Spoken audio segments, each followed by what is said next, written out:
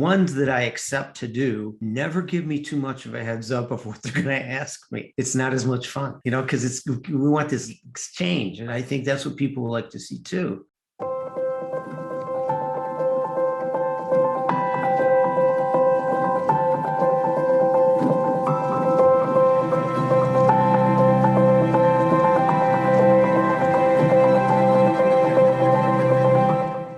Welcome, everyone, to Seek, Go, Create. This is your host, Tim Winders, coming to you from the passenger seat of the RV, as always. A little bit chilly where I've been down here in southern Utah, and was just talking a few minutes ago. My wife and I are considering cranking up the engine and driving south, finding some warmth. And I've got a great conversation today. It's going to be on redefining success. Have someone that had a significant event occur in their lives that really, in my opinion, from reading the book and everything, changed everything about their life and impacted thousands, if not hundreds of thousands in the process. I'll get to that in just a moment. I want to continue reminding you what a great resource we've got at seekgocreate.com, our website. If you go there, anything we mentioned today, any book, any video, any other reference, the people on our team will take that, put a link in, put it in outline form, all of our conversations and discussions, put a timestamp on it. You can go and use all that we discuss and go to that website and get it as a great resource. So make sure you visit seekgocreate.com. Make sure we've got your most valuable thing. You've got your email address so that we can stay in contact and keep you updated. So I'm glad you're here listening in at Seek, Go, Create. Let's go ahead and jump into this podcast, because this is a conversation that I'm super excited about. Today, I've got Joe Caruso as our guest. He's an executive advisor, speaker, and author. But listen to this. He made the decision to redefine success at 18 years old when he was diagnosed with incurable cancer. That, listen to this, was 45 years ago, 1978. Today, we're going to discuss how his attitude and actions around that event redefined his life. Joe, welcome to Seek, Go, Create. Thanks, Tim. I appreciate being here. And boy, you set the high bar here. So I hope I'm lucid. I didn't have my Kesslers and cornflakes this morning. Well, I am sure we're going to have a great conversation. And, it's interesting when I have these interviews, I usually grab the book, I listen to a few things, do a little bit of research. And I feel like you and I have spent some time together because I've been reading your book, and we'll get to that in just a moment. But anyway, we're going to have fun. We're going to have fun here. First question, though, before we dive in, I gave an abbreviated bio for you. And what I like to do is almost treat this as a conversation, as if we bump into each other somewhere. And if I ask you, Joe, what do you do? Or someone asks you that question, what do you typically tell people? I live my life to the best of my ability to help myself and other people and enjoy it.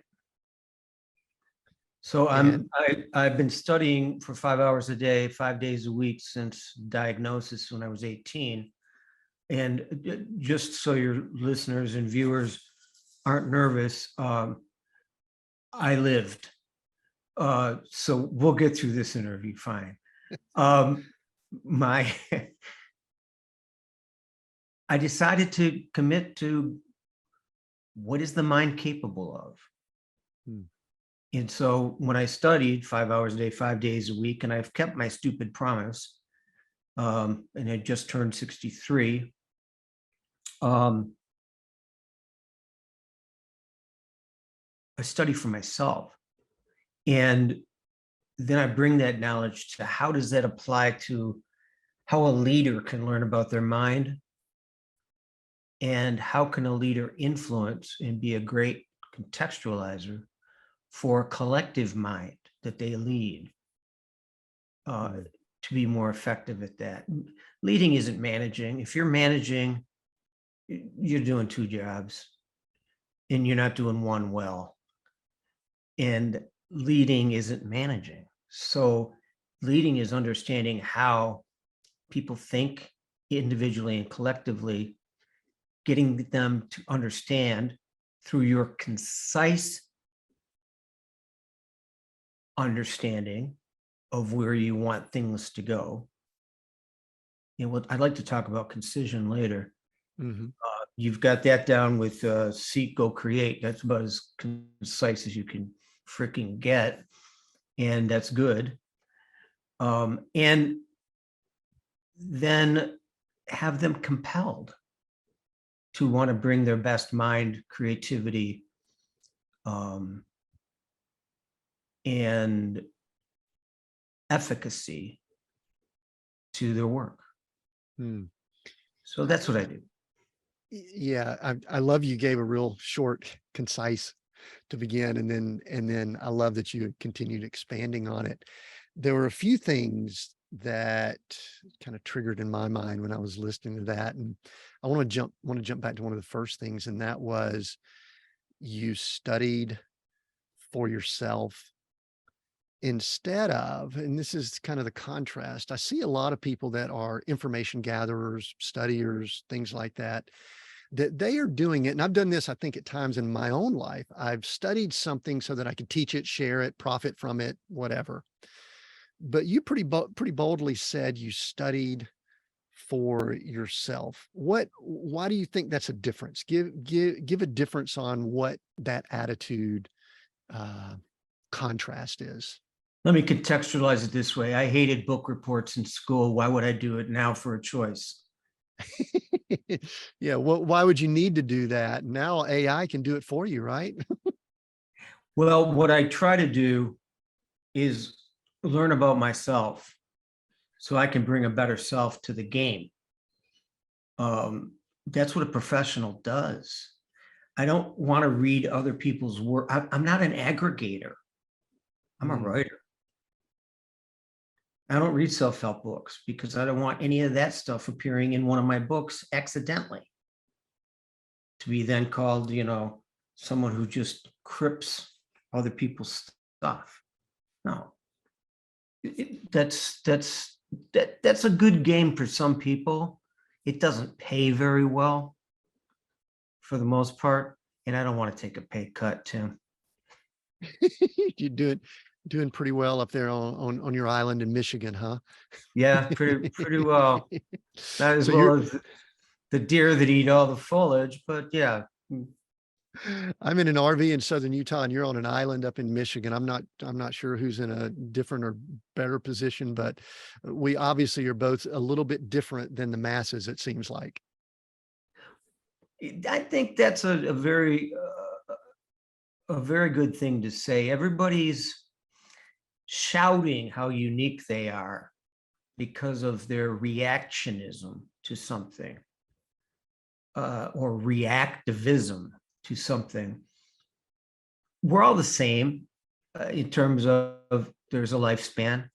We bleed red. Nobody bleeds purple. If my elbow hurts, I go to an elbow doctor and he doesn't say, geez, I've never seen one of these before. We have a lot of commonality in our humanness. But in our minds, we have a unique experience. You're the only person that when you look at through your eyes, you don't see the color. All the rest of us see the color of your eyes. We can't see how you define things. I just talked about a deer, and I mentioned this in my new book. A deer to a hunter is meat or prey. A deer to a gardener, like my wife, is an expensive pest. And if you live in Michigan and you drive at night, a deer is the most dangerous animal you will encounter. More people die driving cars, hitting deer, than being eaten by coyotes. So it's still a deer in and of itself. But your life experience creates how you define everything in the world. You're in an RV and you had millions of dollars worth of real estate value and decided, for whatever reason, it's nobody's business but yours, to say, I wasn't living probably, I don't want to go back there. I don't want to do that. So you went the RV route, which is one of the many routes you could have gone. And it's working for you. And people that don't do that don't get it. You know, I live in Italy for 6 weeks a year. People go, how can you be gone that long? Be where you are. Be where you are and be who you are. Know who you are and where you are. We enter each age of life as a novice. Your beard wasn't always tinted with that nice salt and pepper color, but it is now. And that's what seek, go, and create. You first have to seek out, who am I today? What are my options today? Am I going to do my task list from yesterday? Is that my goal? Or is my goal to find out who I am today and see what else I'm capable of? Those are questions we have to ask constantly. And most people don't want to look inside because it's the scariest place they'll ever see. Sure. Joe, one thing I'd love to do, because I think there's so much value that you can bring to someone listening in that's asking those questions and needing to ask those questions. But I do want to go back to 1978. Was that the year? Did I read that? Do I remember that correctly? You were in college and incurable cancer. I don't even know if I'm not belittling it. I don't know if I want to go into the details of the medical situation. Yeah, let me share that. Share that quickly, because there's some questions I've got that you just brought up that I want to go back to where you were at that time. And then I want to tell you what was nagging at me the whole time I was reading the book. I can't wait. Go ahead. Okay. All right. So for your audience that hasn't read, thank you. You're referring to The Power of Losing Control, my Yes. last book, which is a bestseller in 6 or 7 languages. He unashamedly proclaims, because when I wrote it, I didn't think anybody was going to read it. I didn't even know if there was going to be a book. It's sitting right here, typing. 1978, 4 scholarships. I could do an Iron Cross on the rings. I was in great physical condition. My left testicle swelled up, end up in a hospital. They take the testicle. And so, as my pen says, I'm a uniballer. I looked at that one day and I just went, "Oh, that's God. You got a great sense of humor." So you've got you've been branded. Is that what the apparently without my permission?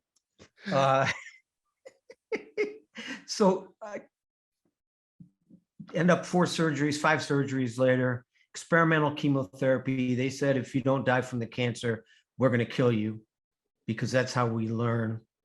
And they almost did. It was close for a couple of years, but I was told, just plan on dying. And then I asked myself, well, why live if you're going to die? I said, oh, I want to know. I want to know potential. I'm going to miss what other people find. Well, I assumed other people found it. They don't. Not most of the time. They don't know how to look. They don't know what questions to ask. And they don't want to see, or seek, to use a word that somehow is in my head right now. And I end up cured, and I end up keeping my promise to study 5 hours a day, 5 days a week. And didn't know I'd write a book that would become a bestseller, best-selling audiobook, award-winning audiobook as well. I didn't know I would end up touching millions and millions of lives. I didn't know I'd save lives. I didn't know that people that were considering suicide would send me notes or call me or I didn't have any of this in mind. I didn't know people would pay me tens of thousands of dollars to speak to 10,000 people at a time. Never crossed my mind. I just wanted to write down what I'd been studying. And for me,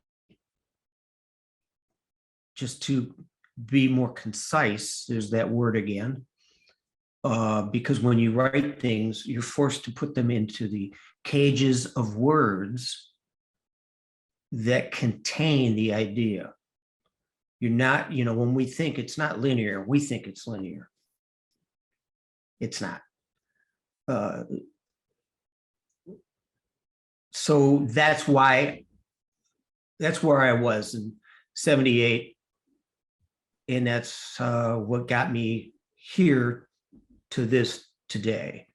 So I can't wait to hear what was lingering in your mind or niggling at your mind while you were reading that.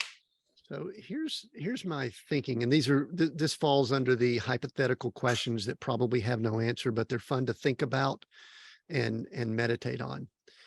And that is, in 1978, there was obviously what I like to call a catalytic event, an event that occurred in your life that changed the course of your life, I believe. Would you agree with that? I mean, is that sort of 100%? Yeah. Yeah, because it's part of the story.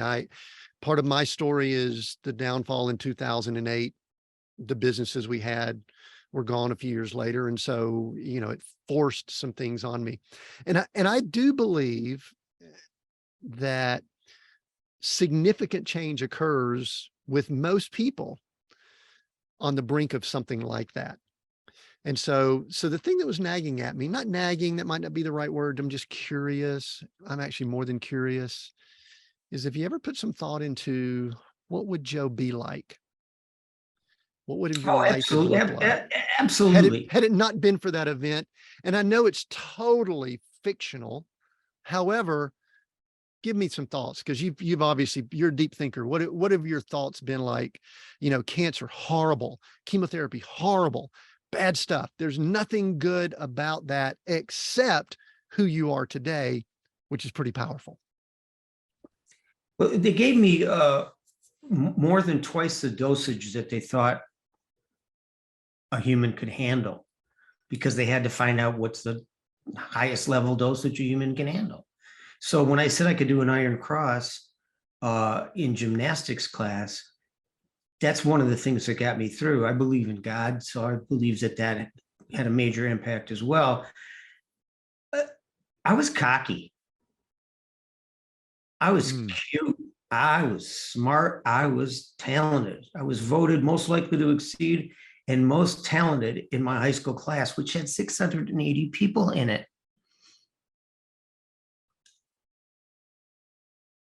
I wasn't arrogant. I was confident at the highest level. And I got humbled. So that's one of the gifts that I received, was humility. And Tim, I'd like to share with you and your audience,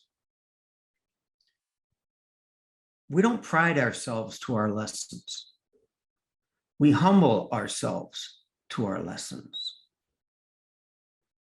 And so if that's the key, and it's true, which it is, we can extrapolate or logically move to the next step, that humility may be the key to learning. And you got humbled in your business. I got humbled with my health in my life. And someone last week in an interview, I do about 3, 4, 5 of these a week. I guess I'm always fascinated by the questions that someone's going to ask me, because the ones that I accept to do never give me too much of a heads up of what they're going to ask me. It's not as much fun, because we want this exchange, and I think that's what people like to see too.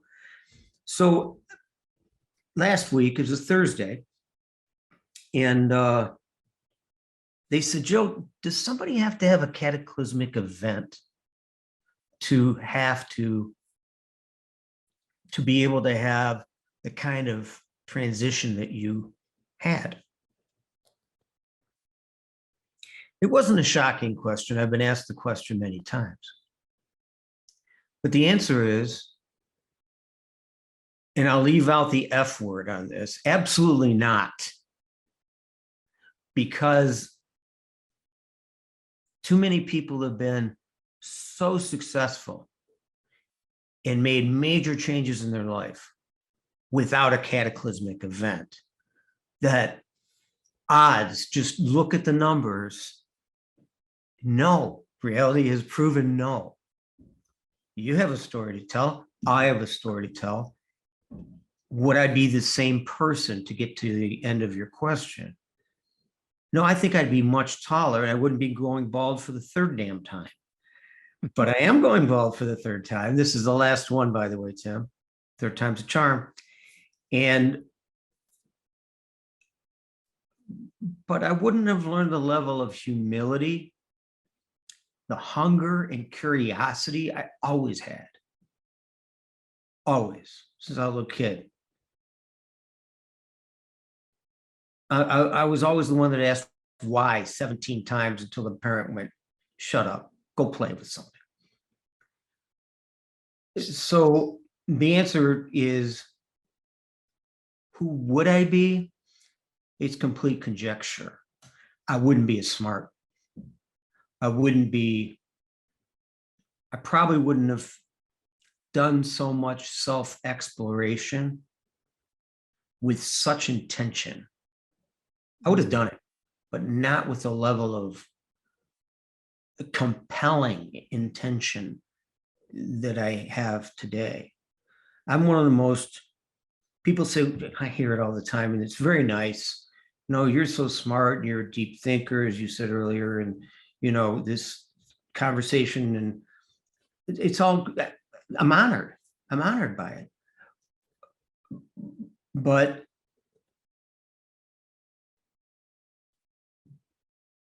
I'm a great teacher. I'm a better student. And I want that ratio to stay the same. Never change.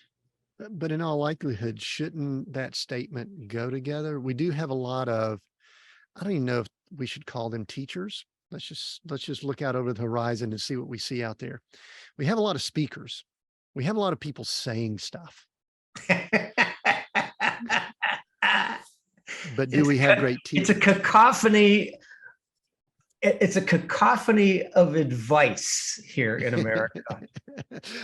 There's a highlight that I've got from your book, Power of Losing Control. If we get to it, I believe we will, I'm going to ask you later about how it relates to what we see in today's social media world. I'll get to that. This is me baiting you and the audience to say, we'll get to that in just a moment, because I think it's going to be powerful to talk about. You're teasing me. I am, but I've got to ask this first, because you brought up the word humility. And we were having this discussion about significant change in people's lives. And is it from a catalytic or cataclysmic, whatever the word, a big event? Or is it from someone making a decision and deciding to make a change? And to me, that word humility is what makes that distinction. What are your thoughts? That's why I love these conversations. I get to have these, by the way. My clients call once a week for 1 hour a week, and we talk about anything. That's the entire syllabus. And it's a back and forth like this. It's called free association in the psychoanalytic framework. So what did I think of when you asked me that question? There was an artist named Ricky Lee Jones. She had a best-selling hit in 1978. Chucky. I believe. Chuck E's in Love. She saw him down at the Parentageous, if I remember the line.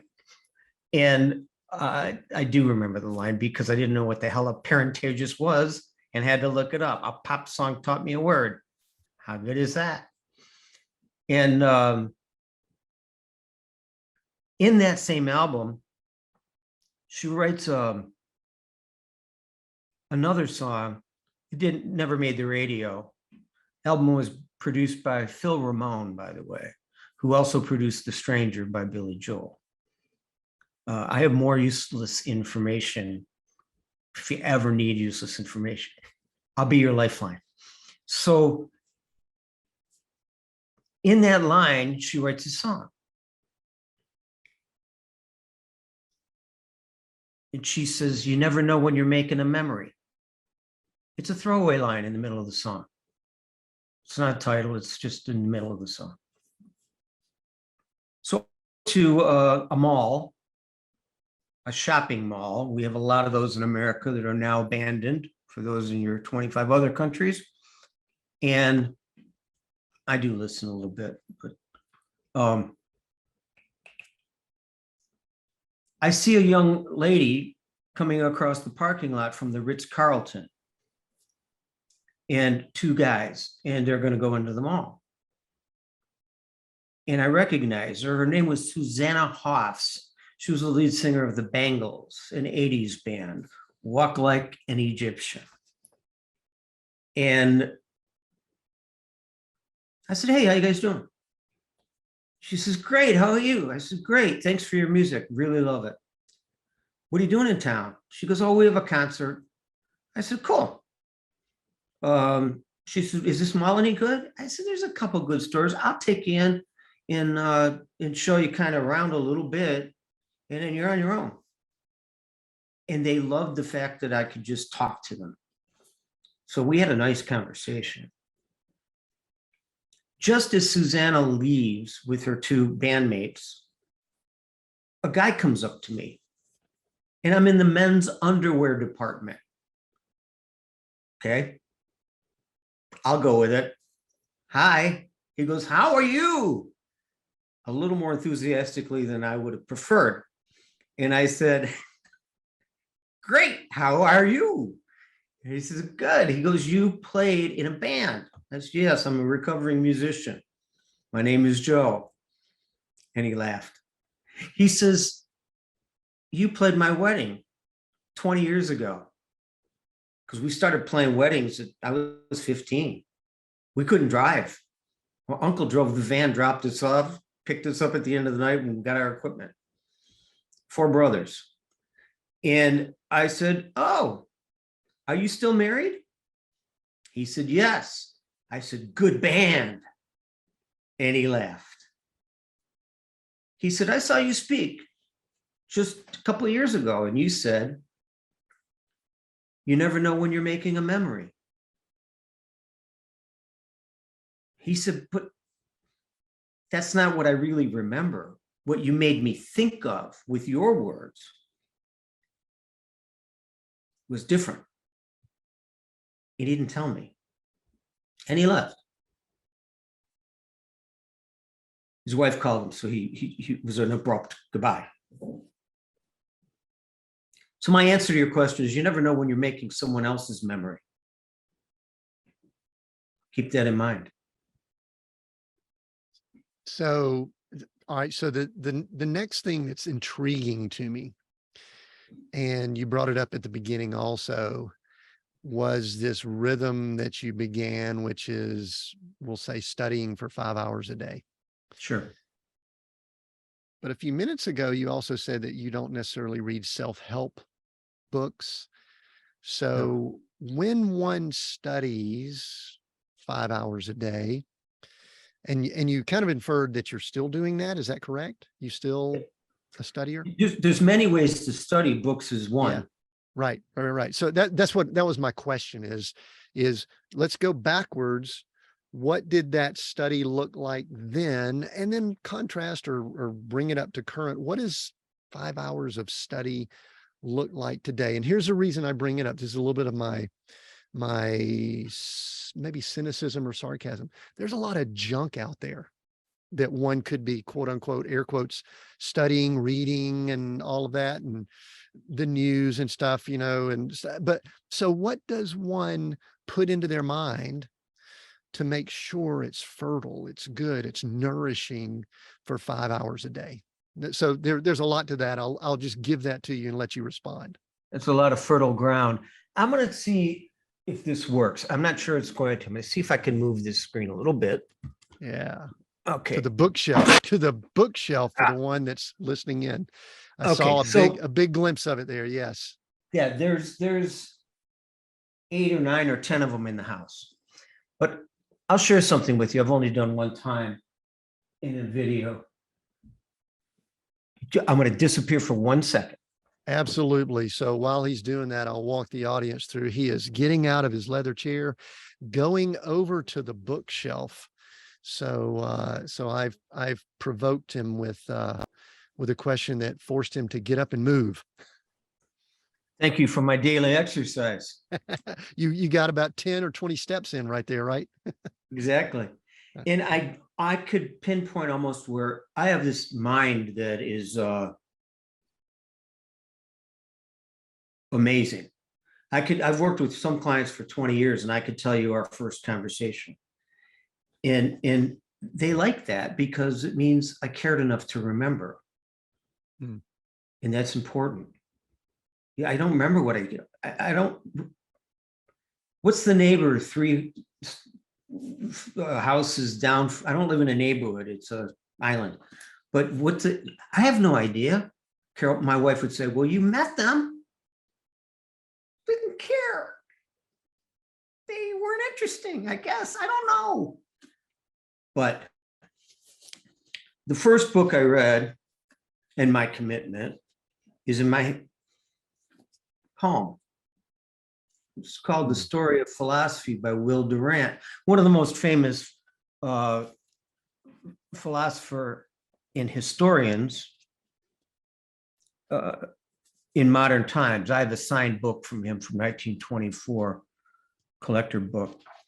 But in this, he goes through from Aristotle to Schopenhauer.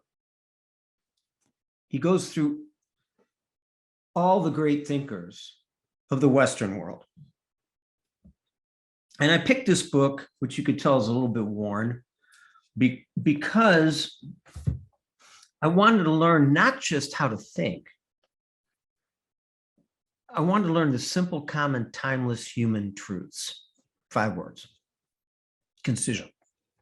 I wanted to learn not just what one person thinks. Descartes, I think, therefore I am. I wanted to learn how one thought can get expanded and augmented over time as other minds meet the idea. And I learned more about myself in this little book at that point in my life than I'd ever learned. And I got addicted. And I know addiction is a bad word, but if it's a good habit, it's a good habit. If it's a bad habit, it's a bad habit. And studying is a good habit. And I'd rather, look, I love a good party. I love to cook. I love throwing dinner parties. I'm really good. I've cooked with James Beard award-winning chefs in my own home. I'm not kidding. I can cook. I'm pretty good at music. I'm a great student. So the cacophony that's out there needs to have a filter, which is contextual. By what context do you view something? Now, to quote Will Durant, being that we're on the subject, and you started it, is that there's a difference between a cynic and a skeptic. And I read this in 79. There's that mind again. Or I just made it up and tell myself I'm right, which is narcissism. And I can't argue with you. So it's like, yeah, okay, wow. He's Prove razor me sharp. wrong. Prove me wrong, bitch. But it's I'm not going to paraphrase. I'm going to try and quote it.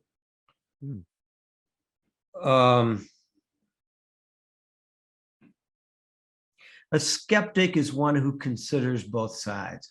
A cynic can stand neither the disease nor the cure. Skepticism is healthy. It's an examination. It's a wait. Let me think. Maybe this, maybe that. I think a new idea to a skeptic is like mashed potatoes on Thanksgiving here in America. Best served hot, scalding hot, and everybody loves them. Butter, mashed potato. Who doesn't love mashed potatoes? Get out of here. And so you put the fork in the mashed potatoes and you put it in your mouth as a kid. And then you realize your mouth is not built to hold that level of heat. And neither is your throat.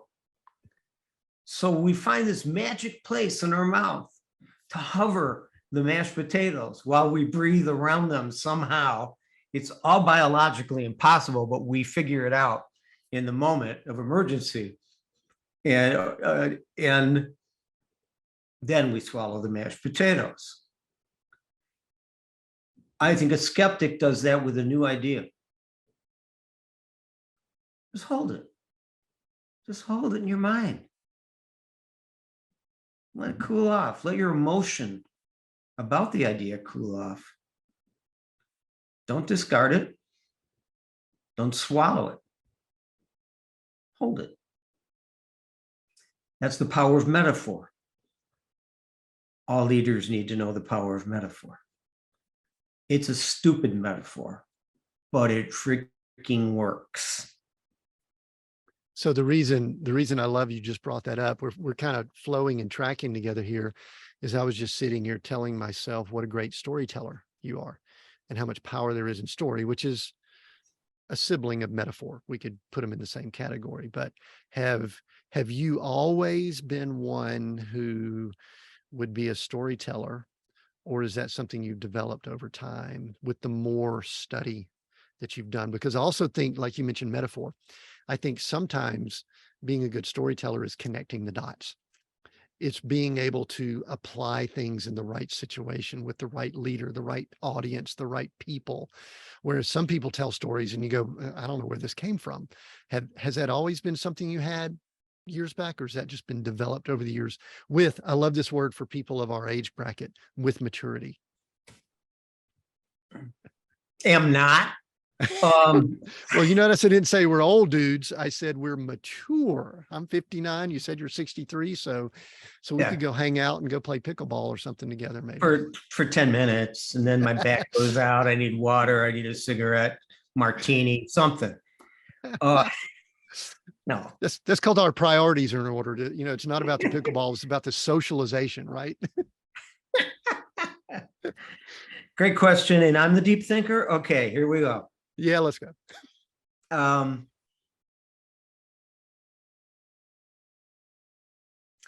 start with the genesis.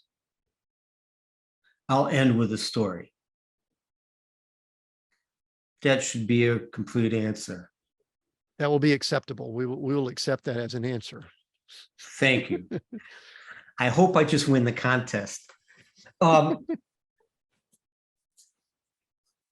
We would go to my mom's family's house, and they'd invite friends over. My father's name was Mickey. You'll see the story. The last story in the book is about Mickey. It's quite moving.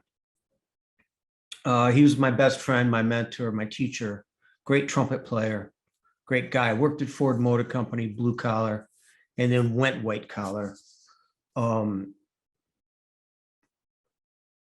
Just a good man, but very fortunate because you don't get to pick your parents. And well, metaphorically you can, but not biologically. And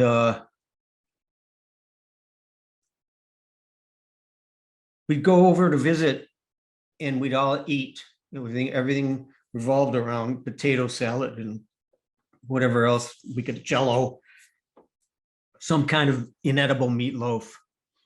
Nobody was rich. And at the end of the day, my cousins would take me in and we watched this fuzzy black and white TV, and I get bored because hockey was on and I couldn't see the puck because the TV was just too crappy. You put foil around the antenna. I don't think that worked. So I would go in the kitchen where the adults were, and everyone would be around my father, and he would be telling stories or jokes, and everyone loved him. And I thought, that's cool. That's cool. You know, I had braces and a brush cut. I was not cool by definition to everyone who had a voice in school. I wasn't cool till high school. And even then, I think it was just a snow job, kind of like the TV. But so I listened. And one night I was laying in bed reflecting 30, 40 years ago, 40 years ago. And there's a time, Tim, I never thought I'd say 40 years ago with such cavalier attitude, but apparently I can.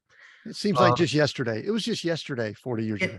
Yeah. I can't remember what I had for lunch, but I was laying there and I thought, I've got 5 mentors in my life. I contextualized who these people, why they were important. And I decided they're what I call in my new book, great contextualizers. We think in story, you were right on the money, and this is in my new book as well. We can't understand one thing in a vacuum in our mind. We have to say, compared to what? Different from what? By how much? And when you put enough things together, you created a story. The story is the connection between the dots. My new book, coming out in the spring, shameless plug, everyone needs to read it. It'll change your life, is called Narrative Wins. Narrative wins because we're the stories we tell ourselves we are. Now, the easiest and biggest lies we tell are to ourselves about ourselves.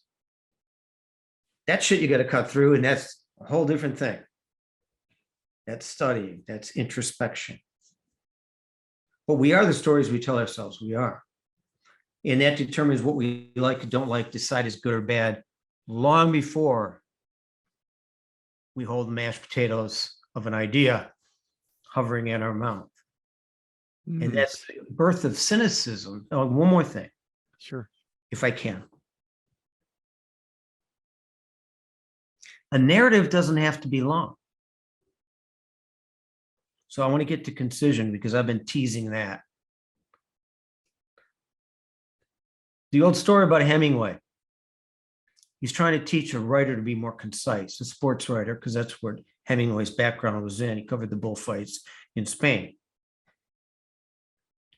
And he learned concision, either because his mom made him take violin lessons or because he had to pay per word for the reporting that goes back to the United States about the bullfight, or both, or more. But he was a very concise writer. And I recently went through a study group with a bunch of psychoanalysts, and we had to read, they said, Old Man and the Sea. I said, geez, I lived through that once, man. It's brilliant. It's like Aristotle's Poetics. He got smarter since I was 20 years old, somehow magically. So concision, he teaches this kid, he says, pick a number between 1 and 10. Kid says 6. He says, okay. For sale, baby shoes, never worn.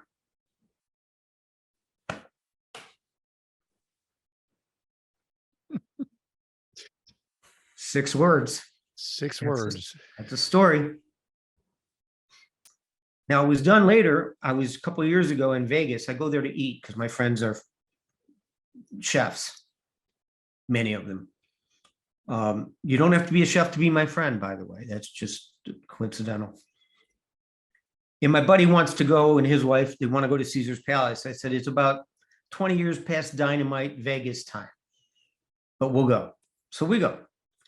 And by the, I don't know what they call it, the forum or whatever, where all the boxing matches in the 70s, Muhammad Ali and those guys took place. And there's a large African black man sitting behind African American, sitting behind a table signing photos of himself.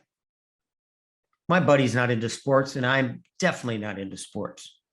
I decided a long time ago I wouldn't sit on my big ass on the couch watching other people excel. Not going to happen. So but I have a proximity rule. I'm this far. He's 20 feet away. That's chump change. Let's go. So I go meet him. They stayed a little bit away, but my buddy he knows me. He's curious what I'm going to do. I look down and there's a picture, and Muhammad Ali's kind of dazed in his corner. And this guy's walking back to his corner because they had to check out Ali. Ali said this guy hit him so hard, his family in Africa hurt. And that only Ali can get away with that. And I said, hello, my name is Joe. And I stuck my hand out, and my hand disappeared. I can only see my wrist. This guy's built to fight. He's a minister today. He said, my name is Ernie Shavers. I said, well, Mr. Shavers, I'm going to buy 2 8x10s, please. But I have 3 questions. Do you mind? He says, no, we have time. What are your questions?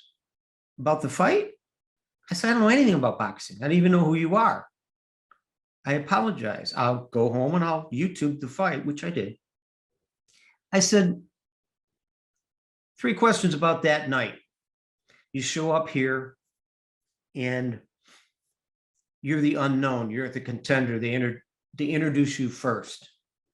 Muhammad Ali is the most well-known sportsman of his time worldwide. Nobody more famous in sports. I said, you enter the ring. What was the first thing you thought of? That's question 1. He said, my benefactors, they were all in the front row. I didn't want to disappoint them.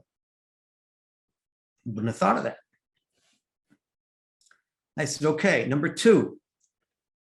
It says here, there's a document that was right on the table, really big letters, I could read it.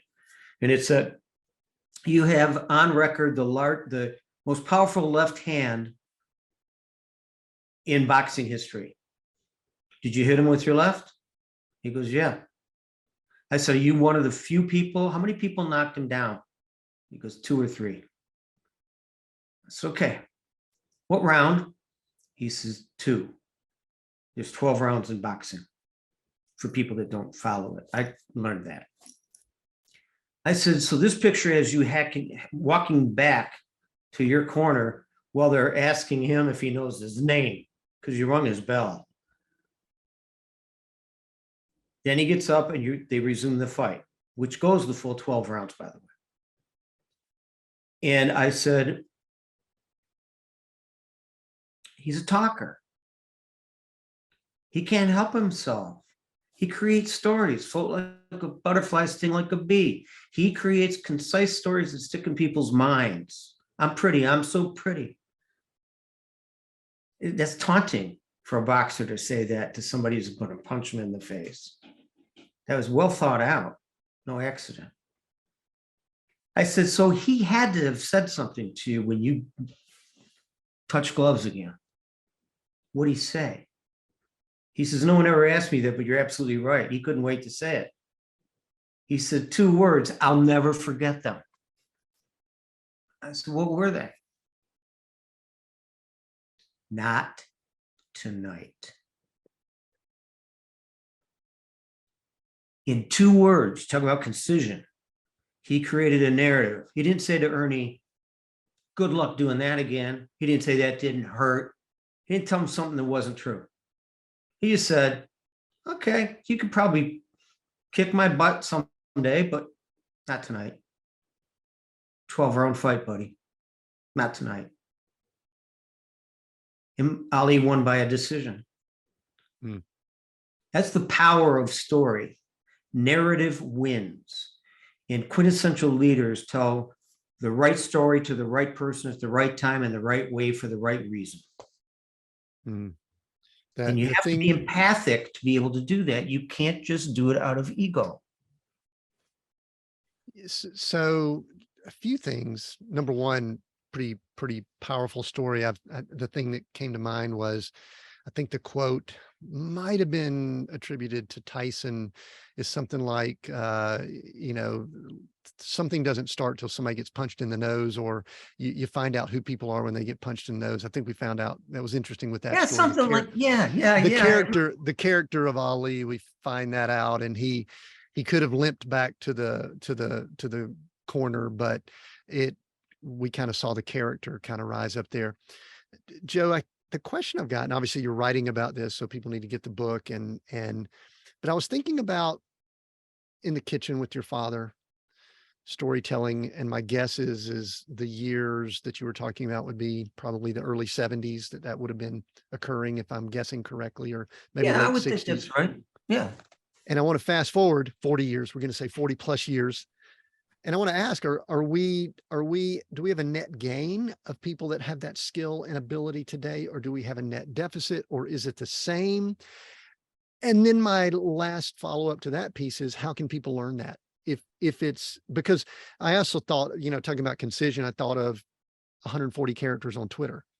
I'm thinking about what we see on social media, which to me is not necessarily storytelling. To me, it's just information dumping, and many times it's arguing. But where are we at? Are we doing good? I know you work with people. Are we doing poorly as a culture, society? And how does one get better if they're not good at it? We're not reading as much, so we don't understand story because we're not experiencing story. O. Henry was one of the best short story writers in the country, and most people under 40 don't know who he was. We're not giving the why behind the what. I'm trying to put my finger on who said it. I don't think it was Bertrand Russell. But my Rolodex has a glitch in it right now in my head. That's for all the older people out there, that reference. We'll put something down in the notes to explain what a Rolodex is. Yeah, that's probably a good idea. It's something people put a lot of blank cards into to make them look important. Look, I know all these people. It's pre-Facebook. That's all it is. The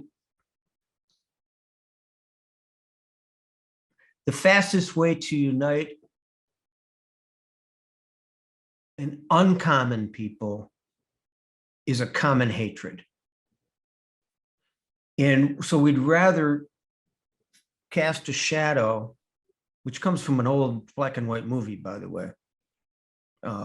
Whatever that term is that they're using now on TikTok, paddywhack, give the dog a bone. That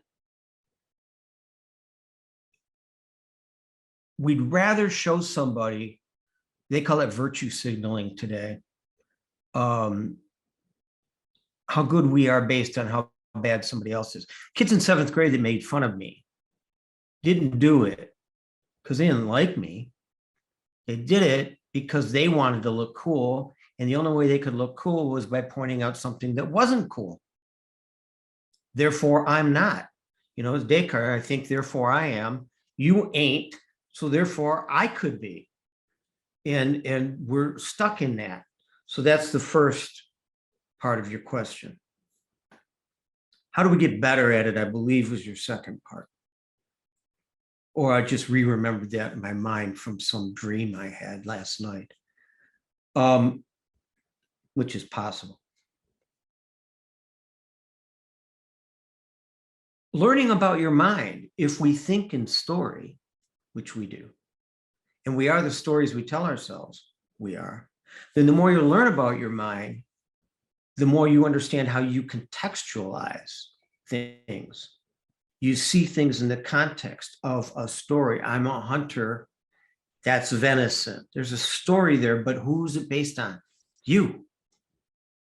Every story you have is based on you. Every meaning you create based on you. So the more you learn about yourself, the more you could do that. I'll tell you one more quick story about my dad. We're in a band. We're about to go on the road, first time, extended road trip, rock and roll, early 80s.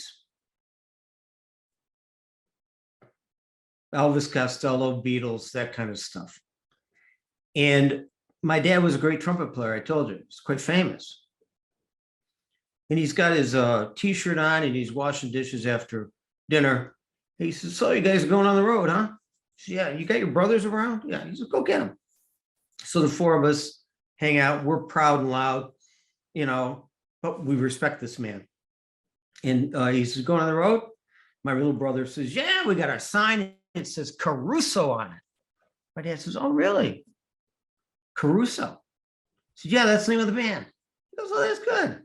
He said, that's the name of the band. That's your band. Yeah. And then that's your name. Oh, that's smart. My dad says, that's my name, but it's not my name. We just looked at each other like, where the hell are we going? Yeah. He said, that was your grandmother or the grandfather's name. And they gave it to me. And I gave it to you. And now you're going to go on the road with that name and a sign behind you. Keep in mind that name was screwed up the entire road trip.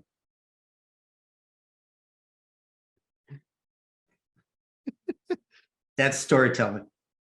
Yes. That's the great contextualizer at work. How do we learn to do it? Yeah. How do we learn? Yeah. The leader that's going, you know what? I'm about the facts. I'm about tactics. I'm about strategy. All is effective. That goes back to the manager that you mentioned earlier. They could do this, they could do the techniques and all that, but they can't with the story. Is it just that reading? Is it that study? Is it humility? Is it all of that? It's all of that. I have to understand why I tell myself the stories I tell myself, and I have to know that some of them are true. Not all of them. Well, they're stories. Stories. They're just doesn't mean stories. facts. That doesn't say they're facts. No. And sometimes our memories can skew them a little bit. There's a little bit of slight fuzziness, and there's a reason to tell or embellish or emphasize certain aspects of the story over others to contextualize and bring it to the person that you're interacting with, correct? 100%. Apple, early days. Our job, beat out Microsoft, be the platform. And then after Steve Jobs figured it out, he goes, screw Apple. Let them do whatever they're going to do. Let's disrupt something. Change business. Wouldn't have Tesla today if it wasn't for that. That kind of thinking. Stop competing against other people and find out what you do best and do it better than anybody else. Don't sell it better than anybody else. Don't market it better than anybody else. You have to do those. Do it better. And when you do, you get that nod that you just gave me. Because it made sense. Not tonight. Made sense. It was real. And so understanding that that's part of the game. It's the biggest part of the game for a leader. Narrative wins. Study it. Study how to use metaphor and story. Because that's how we think. So you got to talk to the mind in the language the mind understands. You just can't have a bunch of disjointed facts and ideas. They've got to connect for a story. And this means this. And here's why. And here's where you are in this. And this is why you're as important as this. Don, you won't have to manage anyone. One thing that's interesting, and I'm getting close to my final questions here because our time's getting tight. In The Power of Losing Control, you covered something that I really loved. I highlighted the 4 rules of engagement. And one thing that I really believed as I was reading through this, and I think it ties into the power of storytelling and concision and all of these things, is that some people try to entertain and then other people inspire, encourage, uplift. And I think you really have to understand things like the rules of engagement and other people to really be able to use your story to inspire. Because I mean, we could probably, you and I could probably get together and tell stories all day long that may or may not relate to what's going on. But I think you understand. I mean, is it true that the 4 rules of engagement, they seem to be sort of foundational to a lot of what you do? And I loved how you brought that into this power of losing control. Talk just briefly about that. And I do have a final question or two before we wrap up. So maybe that'll tie a few things together for us here. All right. I won't tell a long story. I'll take your time cue. The 4 rules of engagement, for your audience that may not have read the book. What's wrong with them? I mean, they should have, but it's okay. They will after this. After this, I'm not taking it personally. Yeah. Okay. Everyone is always right. Our greatest desire is to be right, not happy. Right. You can't change anyone's mind. You can only help them shift their perspective. You do that through context, and then they change their mind. If you're trying to change their mind, you skipped rule number 1 and rule number 2. These are sequential. I tested that rule everywhere from China and Asia to the Middle East to Saudi Arabia. Not been to Russia. Not been to South America.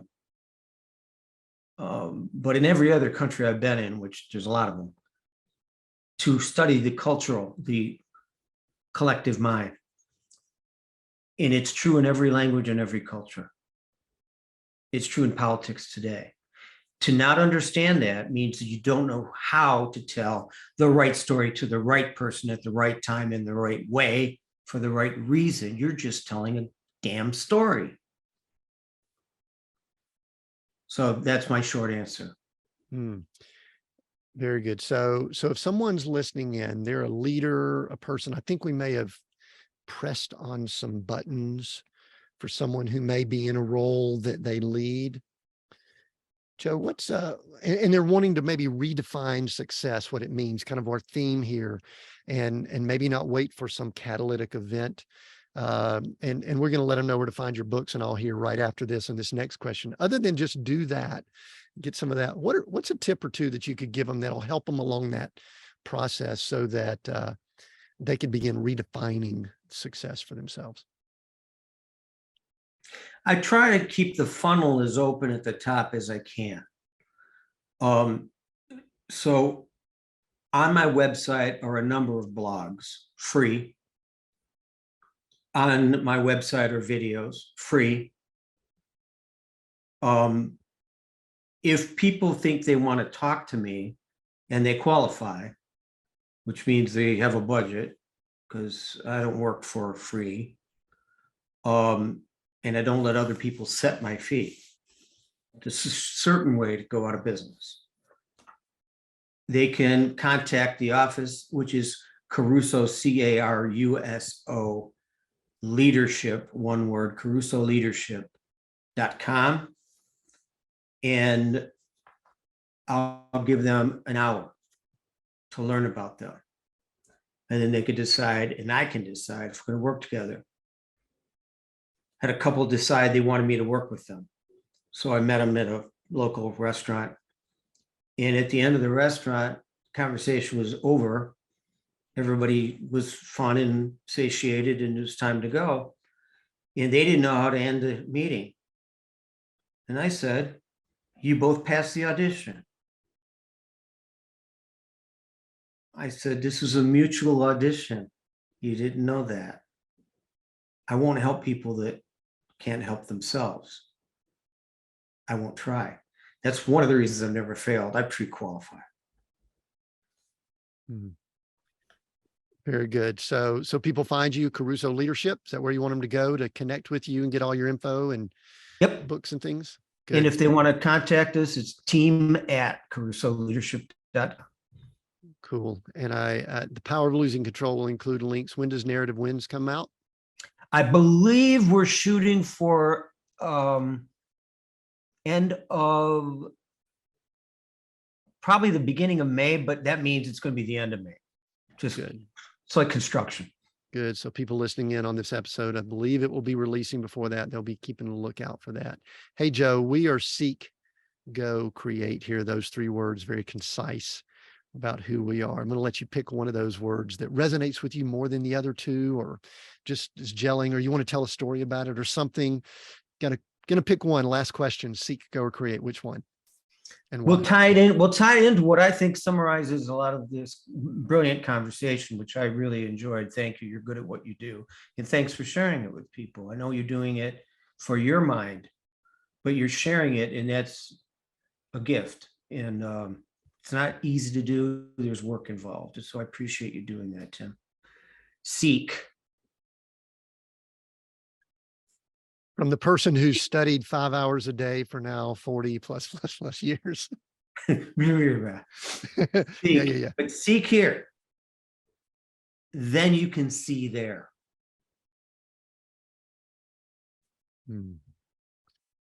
Very good. Joe Caruso, thank you for this conversation. I've enjoyed it. You and I could probably get together and tell stories and chat for a long period of time. If you've listened in on this, make sure you go and grab his books, keep a lookout for his new book, and find things he's doing. I think if we discuss redefining success, which we do here for leaders, business owners, people in positions like that, this has been a fantastic conversation that has nudged people, if not forced people, to think more about that. We have new episodes every Monday. Make sure you are subscribed and following and all that kind of stuff. Until next time, continue being all that you were created to be.